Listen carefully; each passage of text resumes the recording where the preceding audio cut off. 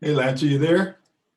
Yeah, I couldn't find the link to get in, and then uh, I found one on the email. That's why it says Atticus Luke. Oh, yeah. Okay. You can, your video isn't on, yeah.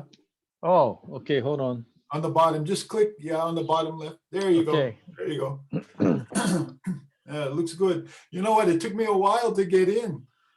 A good thing yeah. I decided to go at 8:30. I found that what happens is I open up my free account on the personal site to have my free account, and it caused a complication, so I couldn't open yours this morning.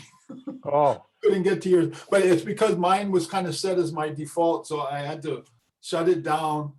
I mean, log out, and then I was able to log in. So that's why it took a little bit to figure out, oh, what's going on? Oh yeah, yours looks good. The view is good. You get your light in the back there. That's yeah. I'm at the top of thinking your head, maybe I should try to raise this thing higher. yeah. No, that's okay. You're looking good. That's why it's good for us to kind of do the the early thing, and then I've got to kind of monitor and see. Right now we got 2 participants and nobody else in the waiting room, so I'll go kind of watch that and see. And then I Okay. wanted to kind of bring up the that was the other thing too. I was, the prepping was kind of making sure all the things that you're going to need, I've got access. And by the way, does it look like I'm in the blue room? Yeah, yeah. Looks interesting. Yeah, But you know yeah. what? When I went to log on, a screen popped up and it told me to upgrade the Zoom, so I had to do that too. Oh, what were you using? Your laptop, your phone, or what? Yeah, no, my laptop. Oh, okay, okay. And then, well, before that, my laptop security thing popped up. Oh, yeah. So I yeah. kept trying to delete it. So because I don't know how long it takes to upgrade. So Right, right. let me Well, that's why I see. think it's a good idea, in the future ones to, get on at least, 15 minutes to 30, just to make sure everything's working all right and connecting and whatnot. Yeah. Yeah, well, your background looks good. Mine is kind of shabby looking, and that light is Oh. kind of distracting, but that's my ceiling light. Yeah, yeah, yeah. I'm thinking So if you turn it off, does it Well, change? Try check and see if you let turn them me off. try turn it off. It might be too Yeah. dark. Hold on. Yeah, yeah, yeah.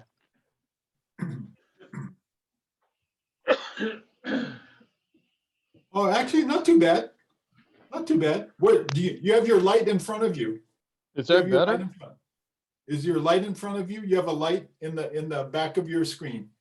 No, I have a light in the front though, but Oh no, because that's good. See, that's what I don't have a light. Someplace I saw where they said you should have a light not behind you, but in front of you, actually on the other side of the screen, so it kind of lights your face up. So that's why yeah. yours looks good without the light above. Oh, okay. So I'll leave the light off then. Yeah, I think so. At least for me, it looks good. I mean, it's a little darker in the back, and if you try to open up so you can see your picture, you can kind of look, if you do the gallery view, you can, Okay. Let me click on. yeah, up on the top right, there's the view. Just if you do the gallery view, you should be able Okay, to see you and me together. Yeah. Oh, I see. That that Shoji screen thing is kind of hokey looking. Which one? That screen behind me is like so small. Maybe I should try to move it Can you move it to closer. block the door? On your right side, there's the door there. Yeah. Or a I can closet or something. I can close the door. Yeah, that's what I had to do, and that's why I had to put my sign because the door is kind of beat up. So I had to put the Christmas thing on the door. Oh, hold on. Let me adjust. Yeah, yeah, yeah.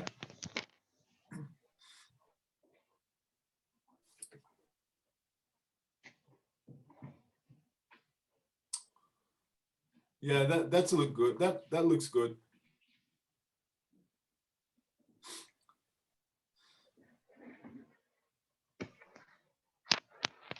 Yeah, Is with that the any door, better? with the door it looks better. Yeah, and see that's what I was doing this morning when I first was setting up. I was trying to see how my room is going to look. So, I mean, mine looks decent. Well, we can somehow we can well, once we switch to the webinar program, then we can experiment with the back. Yeah, Let me yeah. see. Oh, that's the other thing I wanted to do was share the screen.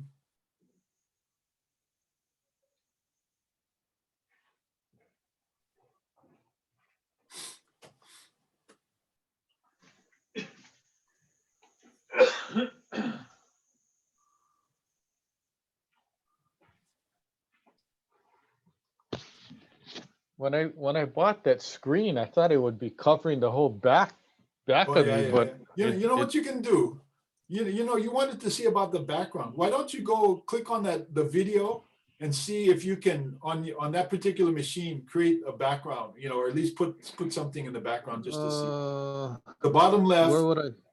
Yeah. where it says stop video, there's the up Okay. arrow. Click the up arrow, and then it says Okay. choose Choose virtual virtual background. background. Yeah.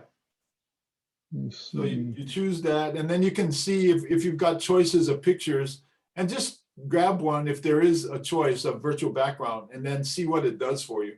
Otherwise, you can just go back to none, because right now it's on none. Yeah, mine is on none. Yeah, mine is on none. Do you have Virtual any other pictures background. next to it? No, there's nothing. Let Oh, me. okay. So actually, yeah, you don't want to do it this time, but next time, what you can do with the plus there, you can add an image. So you could just take any, you know, any background picture or whatever and load it up and do it. But I don't Oh, want I you to do it see. now because it might take away from, you know, cut into your time and all that. So just leave them on none. Just Okay. leave them on that. But that's how you can load it. If you hit the plus, it'll let you take any image picture and use that as a background. Okay. So should I leave it on the speaker view or the other view? Which one? What are you talking about? Up on the top right, there's speaker view or gallery view. Maybe I should leave it on the gallery view. Well, gallery view is going to allow you to see everybody. That's what the gallery is. The speakers is I guess what mine is on. So I'm going to switch mine back to you as the main one. I just clicked on it and it went back to you as the main picture, and then mine up in the upper right. And that's how most will probably see it. Okay, so which one should I use? Or just click on that gallery view and whatever, and it'll change, and then you can see which one you want. Yeah, I mean, if you click on it, it just changes to either your big picture or my big picture, and then you know, your little one on the top. So it's a matter of which one you feel comfortable with. Yeah. I gotta turn on my reading light, so let's see. Oh, so you can see. Yeah, so I can read my notes. Oh, okay. Oh, so you can see them. Is that okay for you? Yeah, this will be okay. Let's see. If I turn the page, and if I raise the notes, then people can see it. But if I leave it down, then it'll Well, be I see you okay. flipping the page, actually. Oh, you do? I Yeah, can't I see see the me page flipping. flipping. Oh, well, that's okay. I don't care. People Yeah, see yeah. it. Or I mean, or you can slide it across, kind, you know, when you flip. Well, the Or problem the is flipping comes. I printed it on both sides. So you're using your headset, I notice. Is it your speakers and stuff not working to pick you up? Hold on. Let me take it off and see. Okay. Can you hear me now? Uh, Can you hear? And I can't hear you. So if you talk, I'll tell you if I'm picking up your volume. yeah.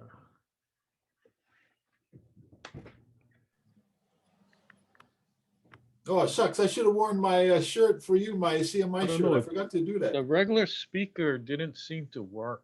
Okay, no problem. Maybe I didn't. Yeah, because mine, I'm just using the computer speaker and the computer camera. So that's how I do the Zooms too. Yeah. So I don't like the headsets. As long as, you know, you can hear me okay, I'm coming through all right, not too loud, not too soft, and I can hear you, then I know our system is working, yeah. Yeah, well, you know, several times I was on my phone and wasn't using my earbuds, and other people were talking and I couldn't hear what they were saying. Yeah, and that, I was just thinking that might be something you want to make sure as you're talking, or in the beginning, you know, with the ground rules, making sure everybody can hear you okay, because you're coming through, but it's a little bit on the softer side, you know. I Oh mean, yeah. but I hear you fine. Okay, So I don't know how you can increase your volume or whatever so you get louder on your side, yeah. let me see.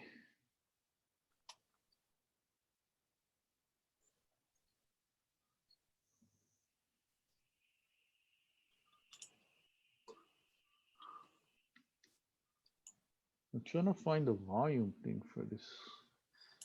You know what I want to do before we get too far is I want to check about sharing the screen, yeah. So I want to I'm going to do that now, yeah. Yeah, go Let do me that try now. that. So you can see the screen and all that as we're sharing. So I'm going to it says only one participant can share at a time. So I guess that's what you want, yeah. I'm the one that's got to be able to share the stuff, yeah. So nobody else is going to share anyway, so that's fine. Somehow I clicked something and now I don't even have the screen. Oh, you cannot see the screen? No. Or just get back to Zoom. Maybe it moved out of Zoom. So look for the Zoom icon and get back to the Zoom. Okay, I'm back now. So Okay, you're having a hard time. I'm sharing the PowerPoint, yeah. So okay, there, I gotta open this. I'm trying to see how this is gonna work. So I've got to be able to share this. Because I want to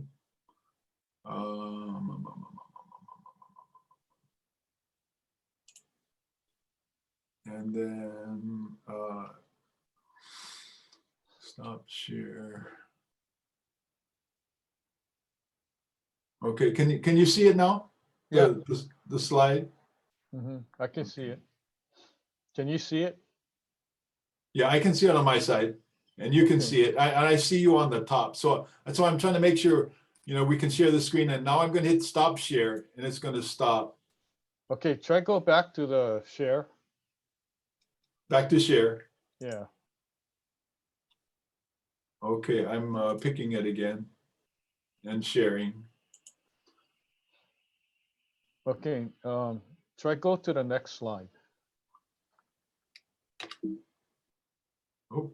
Oh, oh,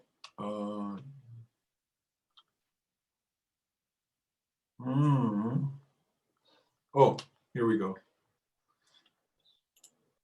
There you go. I'm sorry. Yeah, I got to see how I do it on this sharing. So yeah, I'm in the PowerPoint sharing with you. Okay, the reason why I asked you is I'm just trying to find out when we're gonna go to the next slide. Yeah. So Okay, after your that- volume is kind of a little softer now, but you know, I guess I Yeah. can just up mine. Okay, wait, hold on. Let me see. Maybe it's my side. Maybe it's my side. You know, I can up my volume and hear you better, so that's fine. No worry about that. Okay. Just kind of make sure you know, to let the people know if, you know, if they can't hear you, adjust their volume. Yeah. Okay. And then after that slide, then we're starting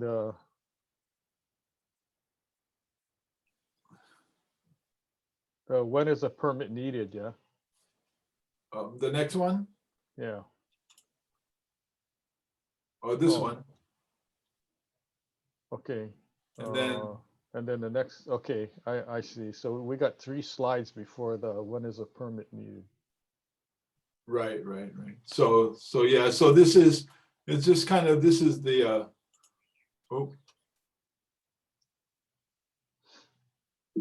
Yeah, I was just trying to get this one on there, and then Okay, so that's the main one. So when you start letting people in, just leave that one up, and then when I start when I welcome everybody, then you can go to the next one. Okay, because right now I can't do anything, like I can't see if anybody's to be admitted. So I think I've got to stop the share and then see if there's anybody. Yeah, there's nobody waiting to be admitted. So then I can share again. Oh, you can't do both? No, not when I'm I don't see my screen yet to see all the commands on the bottom. At least that's what I see now. Yeah, that's why I was trying to, see how I'm gonna maneuver this, because then I'm let's see if I share. Yeah, then I'm back to this one, and then let's see if I can go forward. Because how you Okay. gonna know, how you gonna know if people are needed to be admitted if the, Oh, okay. Here, I just saw it popped up at the top and told me there's somebody to be admitted. So it's actually I do see it, and I'll just leave this on the here. Oh, okay, now I see it. So I see somebody on here. Oh, because, there's two participants that have come in. So okay, I should admit you them. have to Yeah. be able to, yeah, well, you have to be able to see that they're wanting to get let in. Otherwise, when we're talking, you won't be able to let them in then, huh? Right. So I'll probably let them in about a couple minutes. Start admitting people. Yeah, okay. Because there's right now there's 5. Let's see.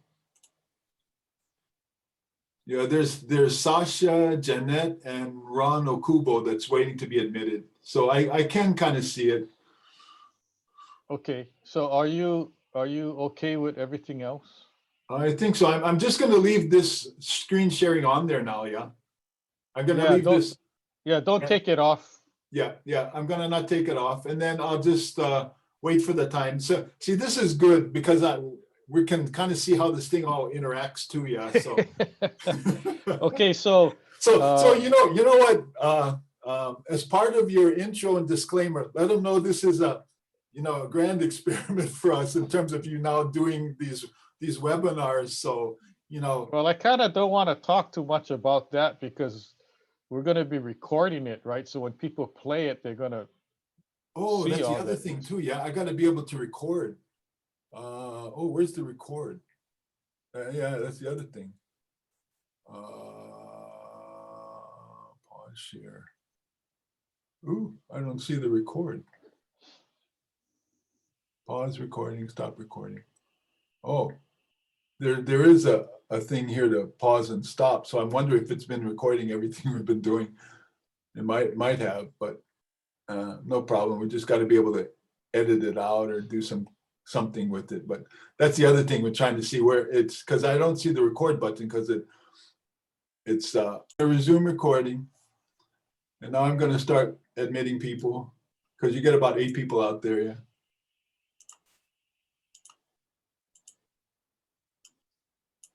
Okay, here we go. Admitting everyone. And I think, Lance, if you look at your participant, click on the participant. Yeah, I see. I see. Yeah, you can see who's I joined see you. people joining. Yeah. And everybody is unmuted. I mean, muted. Yeah. So Yeah. Okay. they can unmute themselves. Yeah.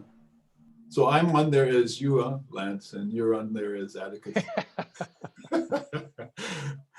Just in case there's 2 Lukes over there.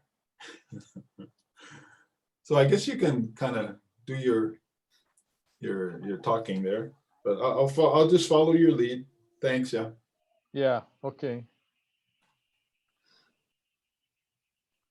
So did we let everybody in? Yep. I'm letting them in as they pop up here. Okay, I'll wait couple minutes because I think there's like 2 more minutes. Oh yeah, official. Yeah, for the official time. Yes, that's right.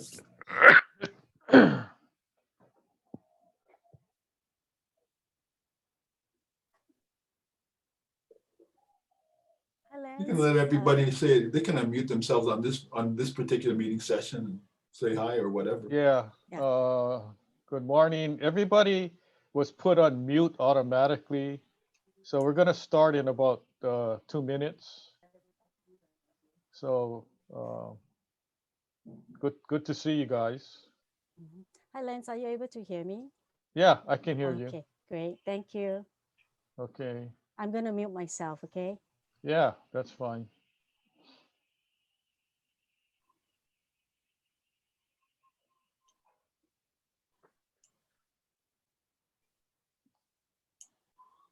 So Martin, do we have everybody admitted? So far, yeah. Okay. So did you already collect their admission fee? Now, I thought this was your premier free one. Yeah. Sorry, I got it confused with my paid one. Oh, okay. So we'll be starting in 40 seconds. And then I guess people will be straggling in uh, when they're available. So that'll be fine.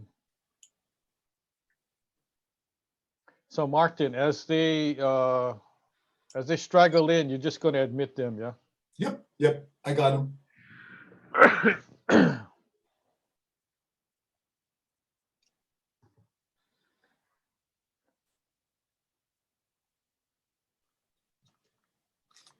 Okay, well, welcome everybody, and thank you for attending this first live webinar masterclass. And we're kind of going through the technicalities and all that. I want to introduce Martin Pea, who's kind of like the administrator. It's my account, so there's his photo, but it has my name, so don't get too confused. And I don't know if you can see under my photo, there's Atticus Luke, and I registered under that name, which is my cat, by the way. So I don't know where he is now. But my team will be producing at least two of these Ask the Building classes each month, starting from January. So we're just kind of fine tuning the subject matter of each class. So if you're interested in um, a certain topic that you want me to present, I'm happy to get an email from you as a suggestion, and I can consider that. Uh, a caveat, please note that the information I'll be sharing with you today applies mainly to the state of Hawaii.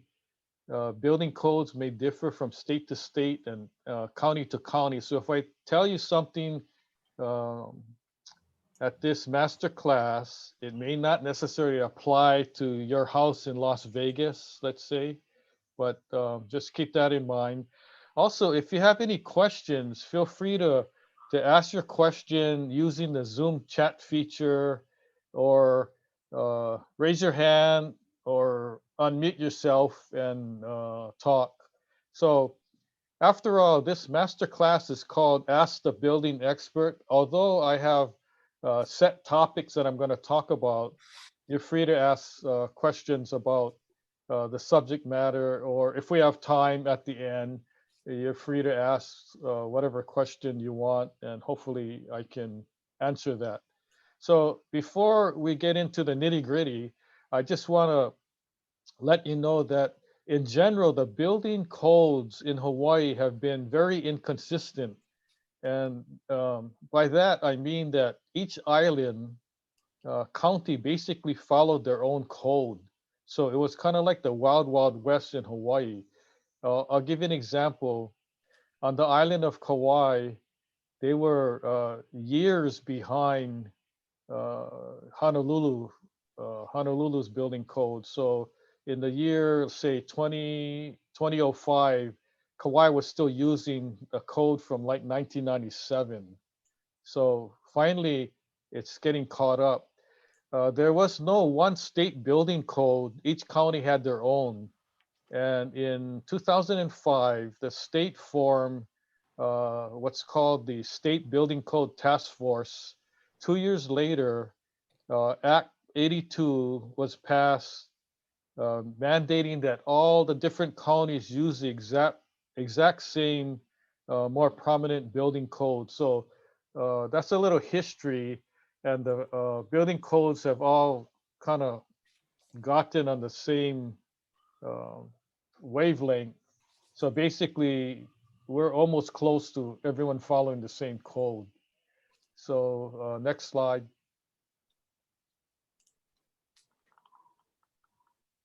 Okay, so basically, I created these webinar series to help building owners, condo associations, property managers, homeowners, realtors, and anybody else who wants the information. Next slide.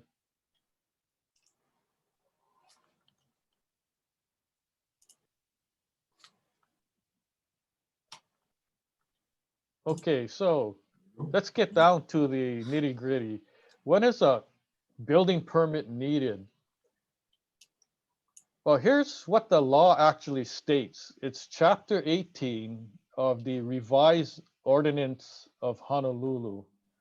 And basically, it states that a building permit is required to erect, construct, alter, remove, or demolish any building or structure.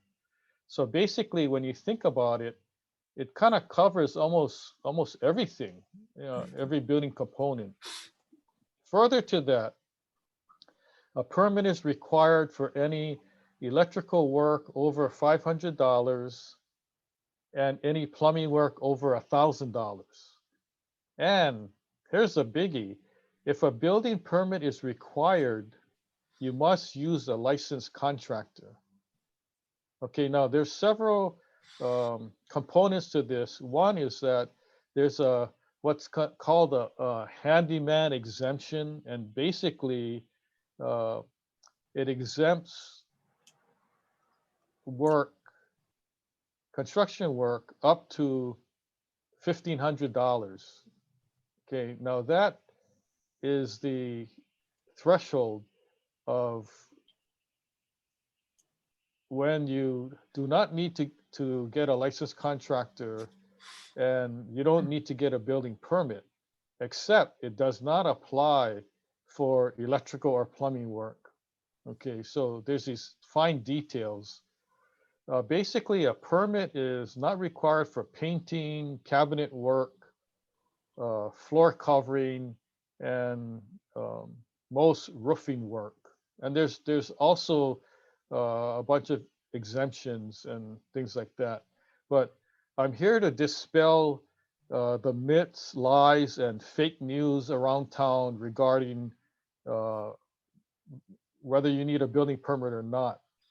And there's many contractors, architects, and consultants that have been giving wrong advice or incorrect advice.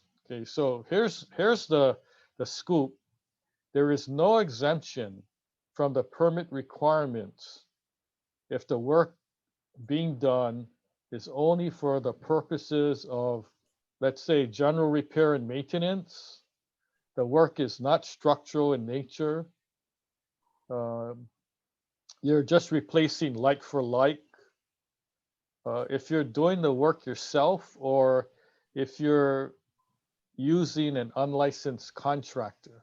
So in other words, people have been saying, you don't need a permit because you're only doing repair and maintenance type work. Okay. Or you're not doing any structural work. You're not removing any walls and fooling around with any structural components. So you don't need a permit for that work. Or you're replacing like for like. For instance, you're um, knocking down a whole wall that's termite eaten, and you're just putting up a new wall. Another example is if you're doing the work yourself, or you're hiring a unlicensed contractor, you don't need a permit. Okay, so in those examples, they're all like hogwash because the permit law doesn't say any of those things. Okay, it's just people over time make it up because contractors do not want to have to get a permit because it takes too long, or maybe you're dealing with an unlicensed contractor and he can't get a permit anyway because he's not licensed. So there could be any number of factors why the people in the industry are saying these things, but that's the fact. Okay, now um, let's say that you have an emergency. You can't wait 9 months to apply for a permit. You just got to get the work done, right? So in those cases, the law allows you to get the work done, but the very next day you're supposed to apply for a permit. And then I'll go into that, later throughout the program. Okay, next slide. Oh, somebody has a question. Hi, hi, Lance. Yeah. It's Bruce Ekman. Hi. Hi. Yes, I do have a question. In something like seal coating a parking lot and restriping it, does that fall under maintenance and repair, or is that something that requires a permit? It certainly Okay. goes above the threshold of the $1,500. Yeah, Thank you. good question. Okay, so the fine tuning, I just basically gave you general information, but specific information that work is considered repair and maintenance, and it is above the threshold. But for that type of work, it's considered sort of like painting, so you don't need a permit for that. Okay, now. If while they're doing the work, they uncover concrete spalling or have to do other repair work like railing and all that, and that value of the work exceeds $1,500, then you would be required to get a permit under normal circumstances. But there's kind of ways to go around it, and I can give you more information on that later. But yeah, that's a good question. You don't need a permit. Same like roofing. If you have like a high-rise building with a flat roof and all they're doing is adding another coating, then you do not need to get a permit. But if they have to strip the 2 or 3 layers of roofing material off and do structural repairs, then you would need to get a permit. But I can say that a lot of renovation, repair work, and maintenance work that would require a permit, there's no permit taken. Okay, but thanks for your question. Thank you. All right, so let's talk about getting an as-built permit. So let's say that there's work that's done that should have been required to get a permit, but there was no permit taken out. Okay, in that case, and especially if you got cited from the building department. So you get a citation letter from DPP saying notice of violation. This improvement was built without a permit. So then you have to go and apply. Okay, so to get an as-built permit is very costly because you must conform to the current code. So let's say that a section of a building was built in 1974 without a permit. Okay, and you need to get a permit today. You cannot use code in 1974. You have to use the current code in order to apply to get the permit. Okay.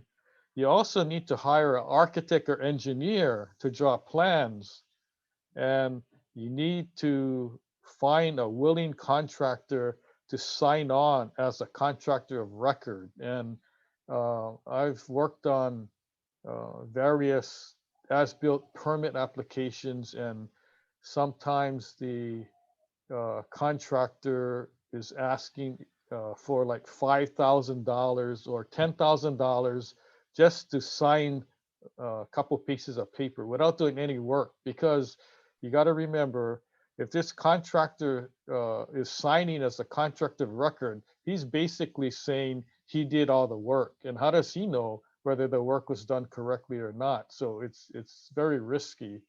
If you can see the photo on the screen, this is the piping. It looks like plumbing, but it's really gas piping.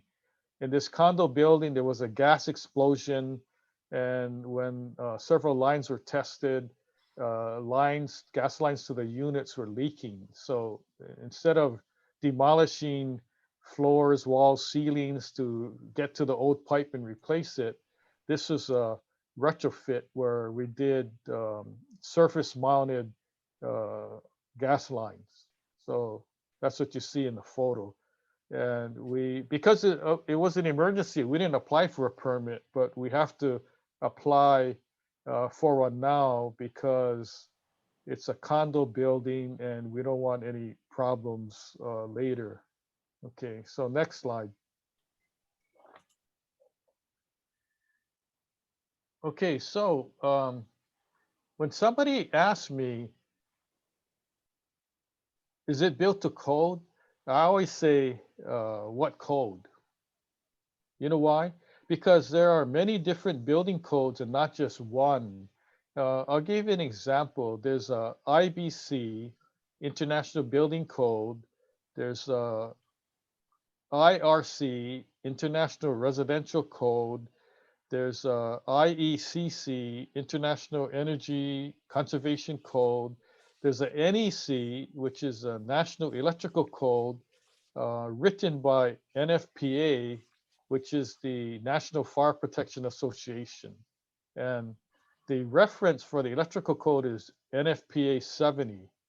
There's also a fire code, which is NFPA 1. And basically, this fire code is a code that the fire department follows. There's also the Hawaii Elevator Code. There's a UPC, Uniform Plumbing Code, and there's also a IMC, which is an International Mechanical Code. And there are many more codes, but that's enough for now. And generally speaking, all these codes change about every 3 years. So to keep up with the different codes is kind of hectic. And you really have to know what you're talking about. The other thing is that if a building was built, say, in 1980, that doesn't mean that you got to go to the 1980 building code, because remember that the plans and specs that were submitted to get a building permit could have been following, say, prior code than 1980. Okay, so it's really critical to really look at each building and what code was prevalent at the time they actually submitted for the building permit. So the code that was prevalent when the building permit was submitted, that's the code to reference, not the code or not the date at the time the building was built or when at the time the building was finished. Okay, so next slide. So let's talk about existing building versus new construction. So the photo is of this apartment building in Waikiki. And if you look closer, the roof needs to be repaired, but almost everything in that building needs to be repaired. So is this an existing building or new construction? Well, it's obvious that it's an existing building. It's an older building. So did you know that there is a separate code for existing buildings? Okay, so it's called the Existing Building Code. And all building codes are existing, but this pertains to building that's already built. It's existing. So in general, the existing building code is more relaxed. Uh, Provisions of that code is not as strict as the code for new construction, and they created it that way so that uh, owners or developers who are fixing older buildings don't have to follow the strictest current building code. So there's leeway, and sometimes on a building project, we may reference two different codes: the existing building code and the current international building code. If it's a commercial building, if it's a residential building, um, say we're doing a condominium conversion, we might have to use the existing building code, the international building code, and the international residential code. So it could be possible that various codes come into play, and you're not the jurisdiction is you're not under one main building code. In fact, um, all these buildings in Kaka'aka right now, the new buildings, there's probably at least 12 to 15 different codes that got to be followed. So just keep that in mind.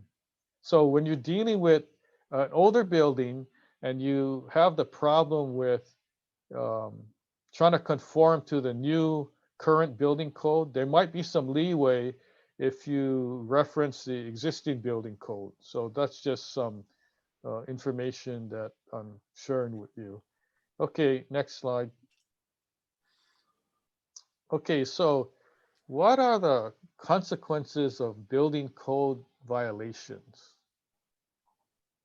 Okay, if you can see the photos, there's a electrical junction box that instead of using the proper box, they used a tuna can. And um, the tuna can is not rated for proper electrical work. And I don't know, maybe they couldn't find the right junction box or not. And then the other photo is a circuit breaker that they tie wired so that it doesn't trip. And the problem with that is the breakers are made to trip. So when you tie it down so that it doesn't trip and the breaker overheats, guess what? That's the start of a fire. Okay, so what are the consequences of a building code violation? Well, one is you can be fined. And let's say you have a lot of money and you don't care. Okay, and you can pay the fine. Well, if you don't pay the fine, there's could be a lien on your real property, and there've been cases where you got these abandoned houses, and it's they got all kind of building code violations because there's a lot of rubbish and homeless people are living there, and it could be a fire hazard and so forth. And um, these people actually don't pay, and the city files liens on their property. So if the property is sold, uh, the city gets paid. And I think there's one example of the city hiring a contractor to go clean up, and they spent like $20,000 on cleanup because they had to remove tons and tons of junk and storage materials and all that. And the owner didn't pay the city back, so the city just filed a lien on the property. Okay, also, um, there could be lawsuits and bad publicity. So if you don't want to listen and follow the code, you might see your name in the newspaper or on the news. Case in point, there was a monster house built in Kapahulu, and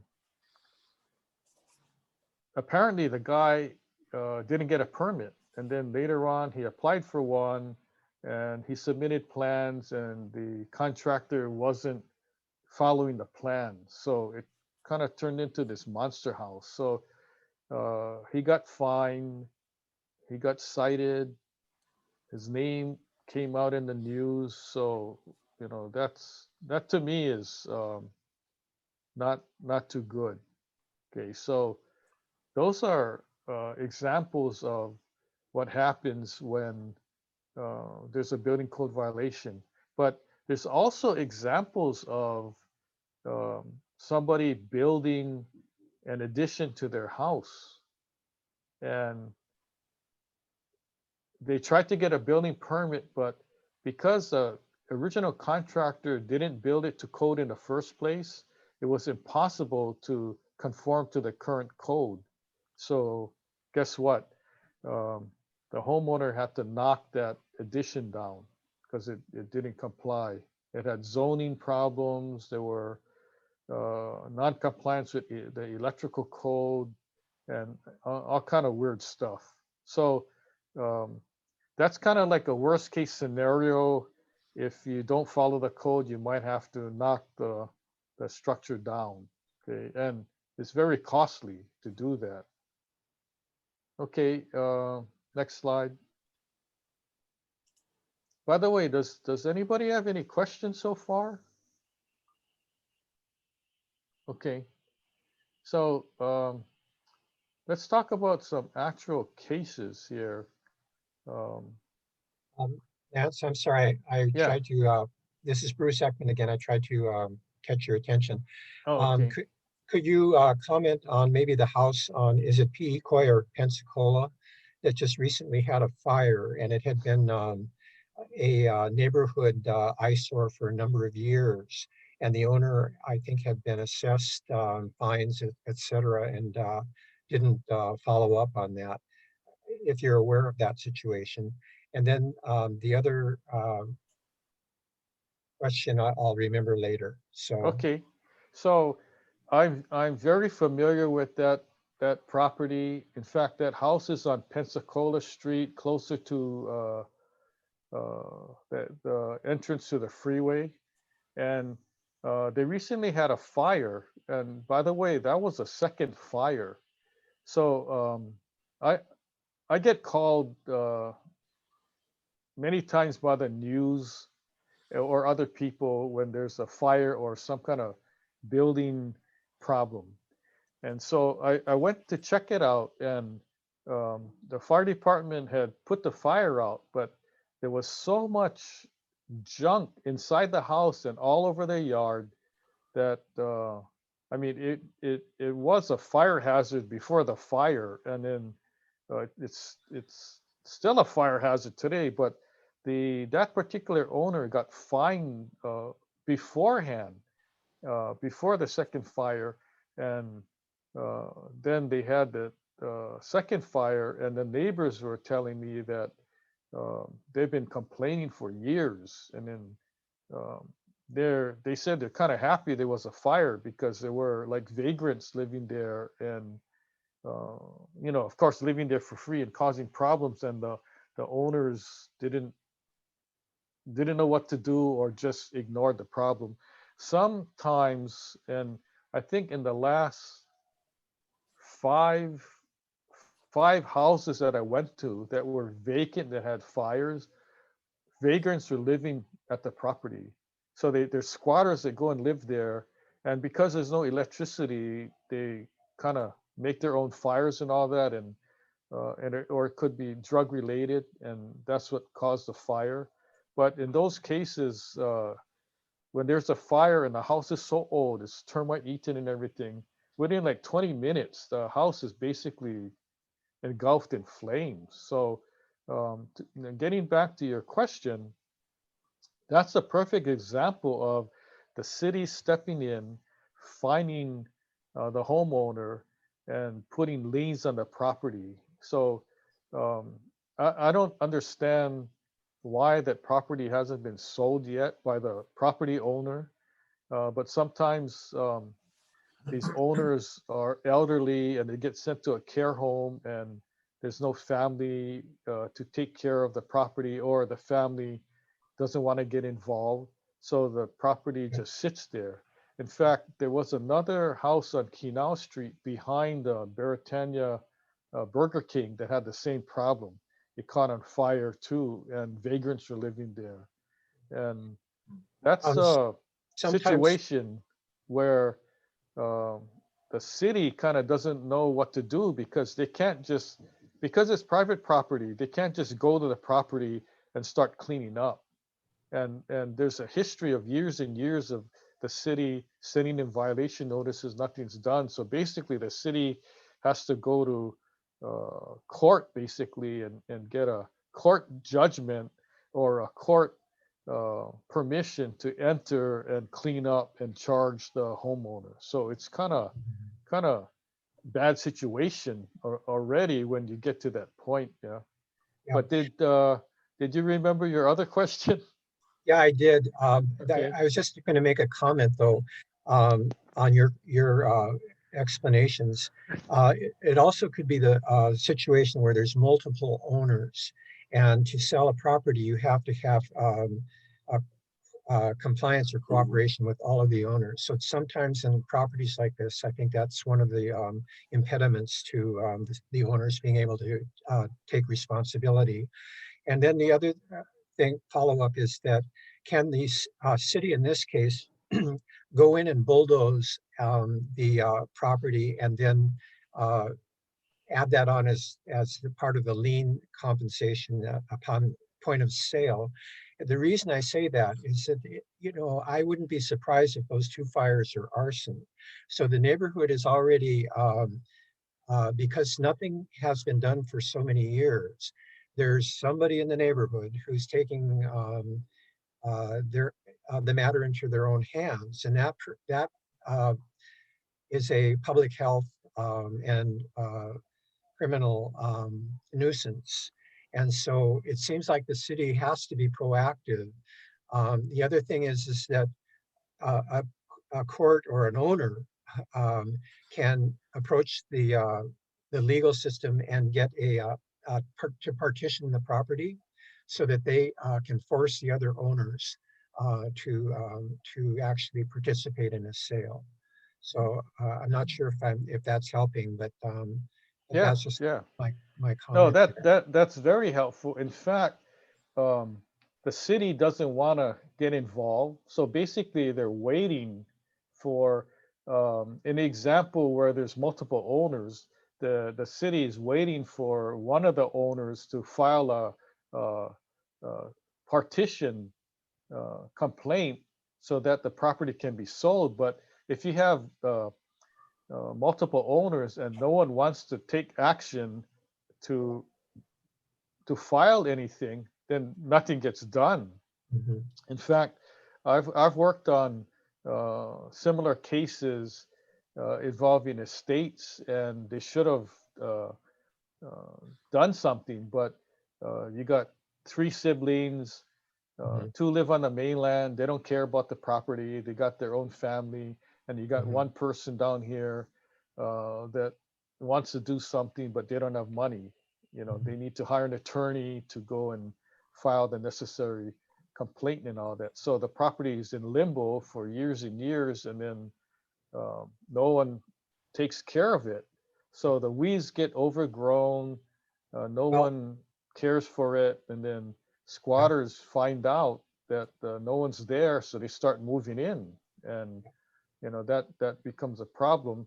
And we don't even know if the insurance is current. Sometimes the owner dies and they don't pay, and the insurance is canceled, and no one knows about it. So in case of a fire or something, there's no claim because there's no insurance. Yeah. Yeah. Getting back to your situation, um, yes, the city can hire a demolition contractor, go bulldoze the house down, clear the lot, and then assess the owner um, for the bill, and then the city actually historically works very slow.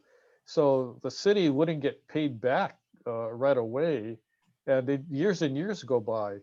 What the city should do is actually, once the bills rack up, they should actually move to foreclose on the lien they have, and then there's a public sale, foreclosure sale of the property, and they Mhm. can get paid back. Because sometimes when I look at these properties, and it could have been a house that was like 80 years old on the property. The house is worthless because it's termite eaten. It's between a 5 to 10,000 square foot lot on Kinau Street. And guess what? That the value of the land alone is, between 800 to 1.2 million, depends on Mhm. the zoning. So there is value, but then nothing's being done. Yeah. And there's a bunch of properties like that Mhm. around town. So it's kind of Yeah, sad to see that situation. But yeah. it's also sad because the city doesn't have um, the power to just go in and get things done. They just have to wait and wait and wait. In fact, there was another house, St. Louis Heights, where neighbors chipped in and cleaned it, but then the owner kept bringing stuff back. So 2 years later, the place was like worse than it was when the neighbors cleaned it, and the neighbors just, lost interest and got fed up because they complained to the city, and nothing gets done. So when you have a vacant house and no one's there, and you got a lot of junk, and you know when I say junk, it is junk. There's like nothing of value, but the people are hoarding, they're collecting stuff. Eventually you start having roaches and rodents and all kind of activity going on, even cats and stuff, and then that becomes another problem. So it's just a vicious cycle. Yeah. But thanks for your input. Do you have anything else to add? Just that also if they start failing to pay the property tax, after 3 years, I believe now, there will be a forced tax sale on the part of the city. So if it truly is an abandoned property in that the owners are dysfunctional, there is a mechanism where the property will be forced to a sale. Um, and then a tax deed is issued by the city and county of Honolulu. Right. Um, It's interesting because because of the COVID, people some people lost their jobs, so they couldn't pay the taxes. So um, they're asking me for advice, and I said, go to the tax office and ask to be put on a payment plan, or mhm, in the event where you got all these years building up, just go in and pay 1 year's, the first delinquent year, and then you're not on the foreclosure list anymore. right. But then you got to be sure you pay the next year. You're always going to be behind, but at least you're not in that foreclosure status. So good. Thank you for your comments. And not to monopolize the discussion, the other question that I did have, when you're talking about the properties that fall under the existing building code, um, what is the status of ADA for that? And that could be another topic, but that was my other question. And you Oh, can, okay.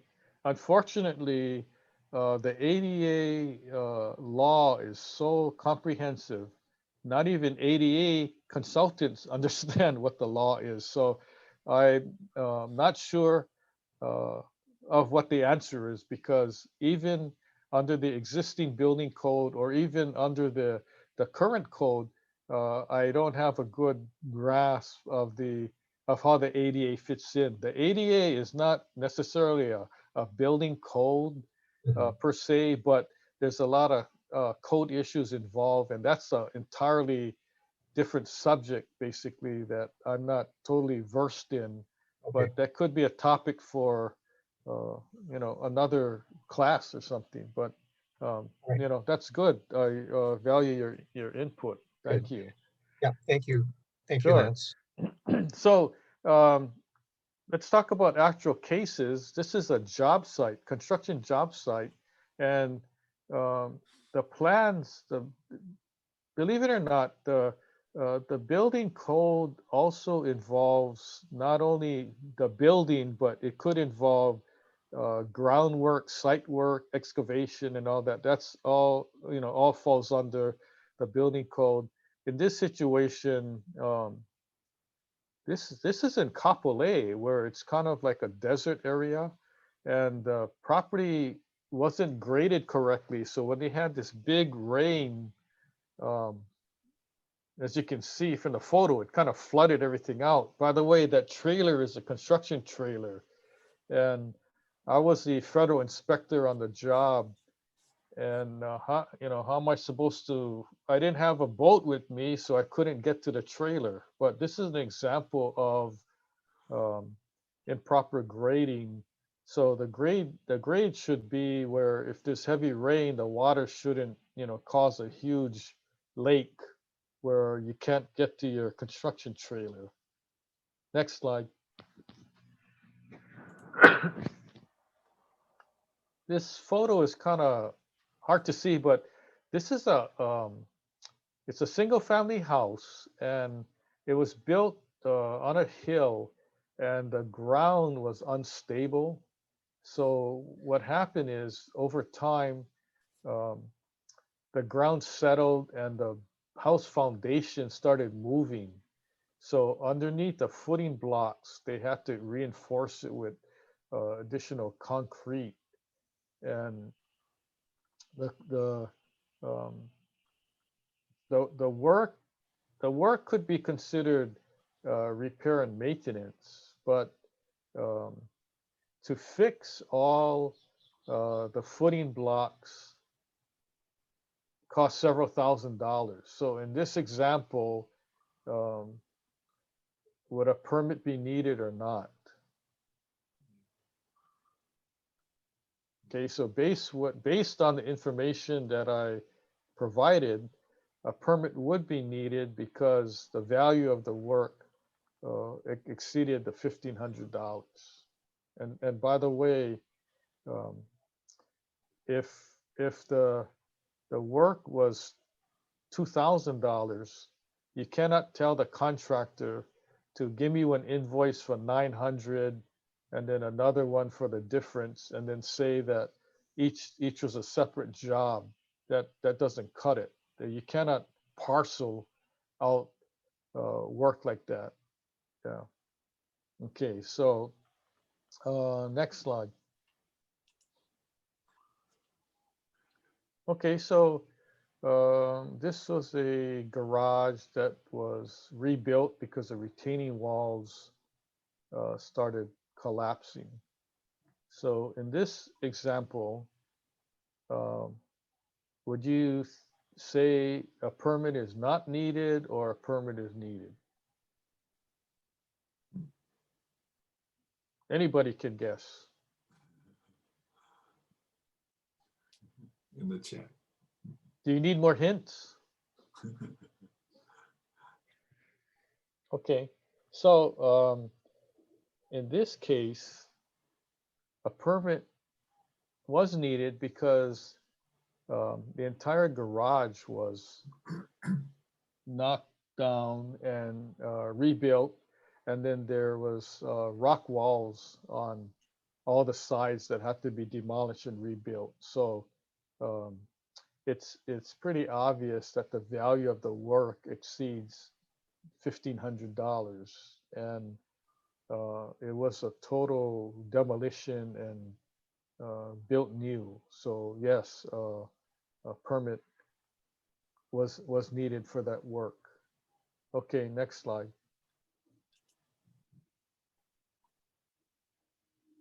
Okay, this is a townhouse deck on a marina, and what happened was the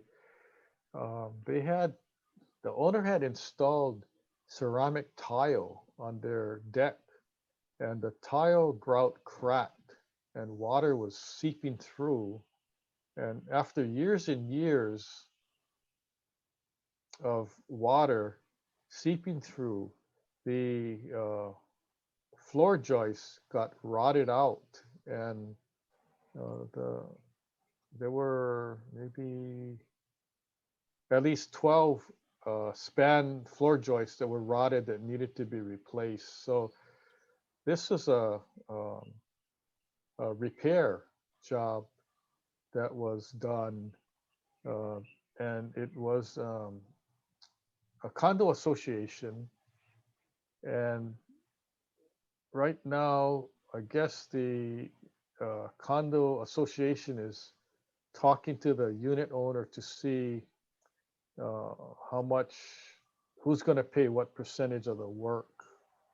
And in my opinion, the damage was caused by the unit owner. It's a limited common element, but it's funny because previous repairs historically were paid for by the association because I guess they didn't know any better. So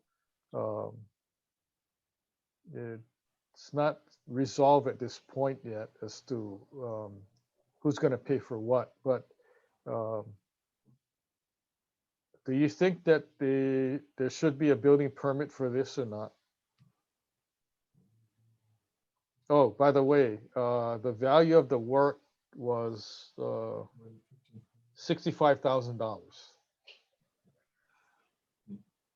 So should a permit be required or not? What do you think?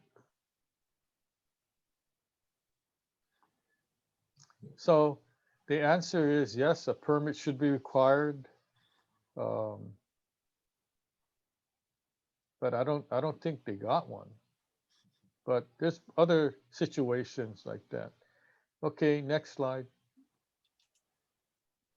Oh, okay. So we kind of breezed through this. Does anybody have any comments or questions or anything?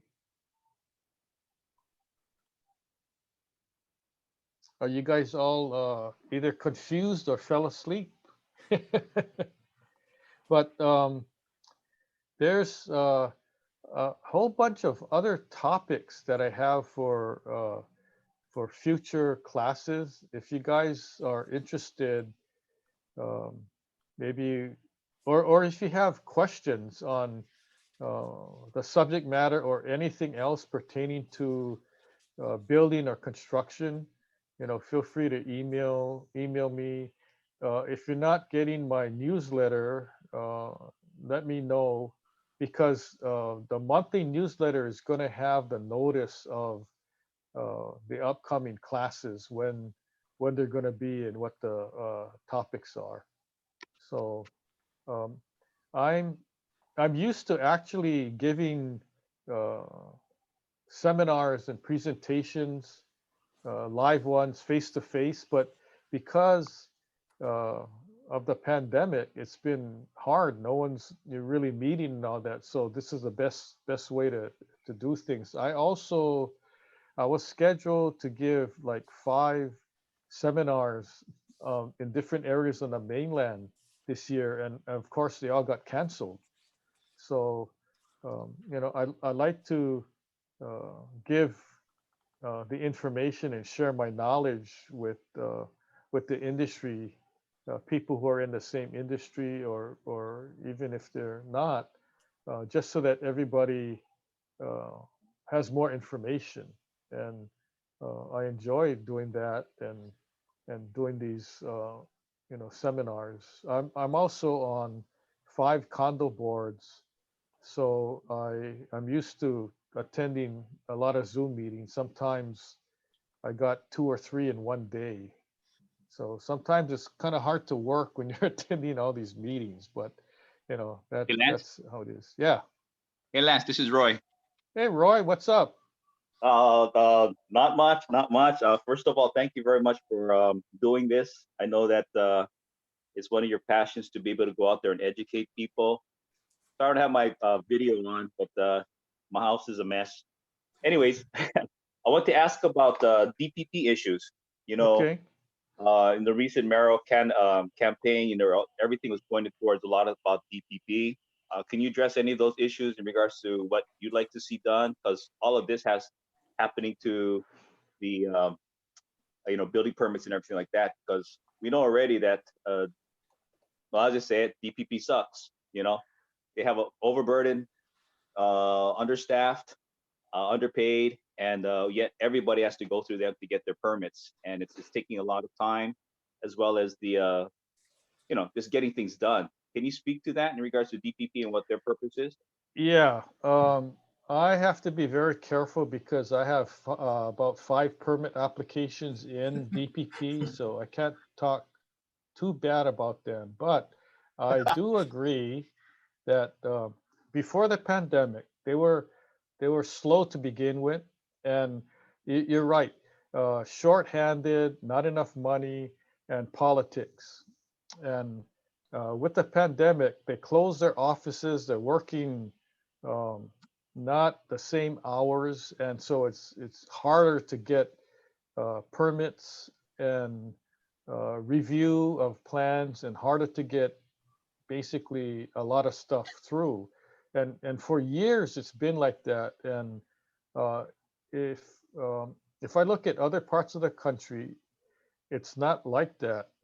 In fact, the mayor here had changed the format to expedite permits faster, and it's been working, but not not as well as it should be. So um, basically, there should be a whole overhaul of the department, but that's never going to happen. And that's something that I think maybe the new mayor can address. By the way, I talked to him on Thanksgiving, but it was I didn't want to interrupt his dinner because I had questions about the rail for him, but that's another subject. Um, so anyway, Roy, yeah, that's just the way it is. And um, even with an expedited hiring a third party expediter, you get things a little faster, but it's just the whole system is just bogged down. In fact, I heard that they're short, like at one time, I think this is about a year or two ago, they were short 20 um, employees at DPP, but the person in charge didn't want to hire new people because they wanted to use the money to get a new computer system, computer program. So there was some politics involved there. Um, but I don't know what to date what the status is, but everyone knows. I mean, there've been news reports about DPP, and uh, the reporters interviewing them, and they're saying they're doing the best they can. And I think under the circumstances, they probably are. I mean, in any given department, when you're shorthanded, already you're not going to produce the desired results. And who gets the short end of the stick? The short end is the consumer. It's people like us that are going to apply to get permits, and waiting 9 months or longer. In fact, here's an example. I had a apartment building project that I was working on, spalling repair and painting. And we went in to apply for the building permit. I told the contractor start the work already because it's an emergency, and I had it all backed up so I can prove, so we don't get fined.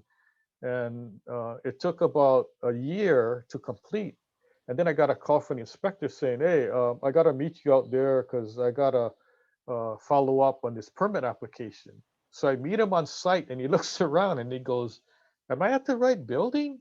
I don't see any spalling." And I told him, "Hey, bro, we fixed it already.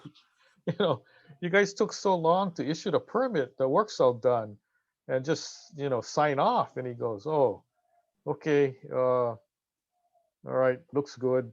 And then he left. So that's an example of, it's not our fault that things aren't happening, but sometimes you get stuck in this quagmire. And fortunately, it was it was a spalling repair project that I declared it an emergency, and that's how we got around not waiting to do the work until we got the permit. But in other situations, like I have a repiping project on a large condo building, and I hope to get the permit fast, and I might have to use the emergency declaration also. But yeah, Hey, Lance, Roy, hey, Lance. That yeah, wasn't my building, was it? I hope that wasn't my building, was it? For the spalling and the painting, right?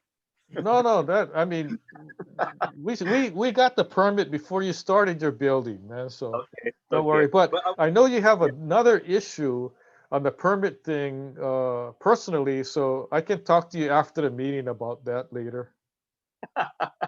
Yeah, but the other thing too is that so I wrote a chat to everybody. Is that sometimes it's easier to ask for forgiveness than for permission, and you had kind of like segued into that just now in regards to sometimes if we can't wait for the permit, we've got contractors on board, we got materials, and we can't even get this job started. Let's put it that way. And you've got a situation where everybody's waiting around, waiting around.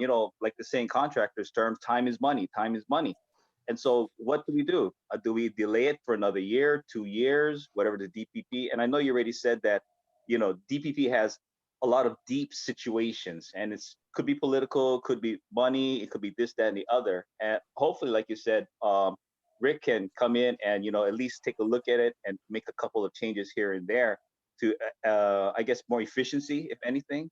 But I think that for DPP alone, they're really holding back a lot of contractors. They're holding back a lot of people, and these contractors, that's why they're basically they're sucking right now. They need to have these things expedited. So, anyways, that's just my 2 cents. I apologize, but thank you so much, Lance. I appreciate your help. Oh, sure, Roy. In fact, tagging on to that, I've had calls. There were two homeowners who applied for permits for building a new house, and they waited so long, they didn't get their permit yet, and the contractor said they wouldn't start the work until the permit was issued, and they applied for a construction loan, and their loan expired in two cases. So um, they got to go reapply, and they weren't too happy because under normal circumstances they would have had their house built already. But that's another situation where the whole process was bad, and they lost out. And another situation, the contractor was the lowest bidder, the contract was signed, but they waited so long to get the permit. The contractor took on another job, and he couldn't start the house right away. So they lost out on that, and they had to select contractor number three, who was like about 10% more. So there's repercussions in this whole permit processing issue that people don't realize until they hear about personal stories like that. So Yeah, any that's kind other of questions? yeah. Roy, was that you? No, I was about to just say that sometimes if the DPP wants to continue to increase fines and penalties and everything like that, maybe the homeowner should be, or those people who are being delayed should be saying, hey, you guys took so much time, maybe we should be charging you guys, so the permit should be free. So, you know, Yeah, uh, I just feel there yeah. has to be repercussions on the DPP side too for their delays. You're right, but try to file a lawsuit against the city. I mean, it's almost impossible for those kind of things. Yeah, but Well, well, Lance, if you're building a house out or doing some reconstruction for a seawall out in Kailua, hint hint, it starts with an O and ends with an A. Maybe you can get your permits faster. What do you think? well, I definitely know that Mr. Obama has political connections, and don't even get me talking about that seawall out there because I mean, I don't agree with how that was done, but then, basically knowing the system, everyone knows how the thing got approved. So, um, in fact, that might be another subject matter for another webinar class. How about that? But I noticed that it's about 10 you know, o'clock. nearing 10 o'clock, and Yeah. I appreciate everybody tuning in, and there's going to be more sharing of information. And without you guys tuning in, you know, Martin and I would be talking to ourselves. So I appreciate, and so just, you know, keep a listen for the next series of classes. And by the way, just to give you a heads up, early notice, I'm pretty sure the next two master classes in January are going to be about contractor licensing and um, corroded railing. So unless someone can come up with a better topic, I'm willing to listen. But I'm having fun because so far I got probably 35 topics I'm working on to share the information. So it's fun. Good seeing and talking to you guys, and we'll sign off for now. Thank you very much. Bye. Thanks, Luke. Thanks, Lance. Sure. Okay.